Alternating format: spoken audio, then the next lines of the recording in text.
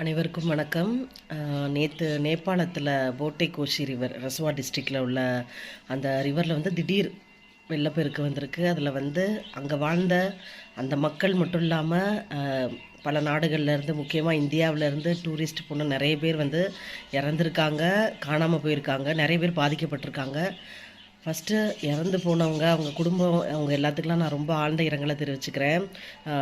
தயவு செஞ்சு கடவுள், அவங்க எத்தனையோ ஃபேமிலி வந்து அவங்க காணாமல் போனவங்கள தேடிட்டு இருக்காங்க. தயவு செஞ்சு அவங்க எல்லாம் கிடைக்கணும், நல்லபடியாக அவங்கள மீட்டெடுக்கணும். ஒரு விஷயந்தான் அந்த நேரத்தில் நான் சொல்ல விரும்புகிறேன்.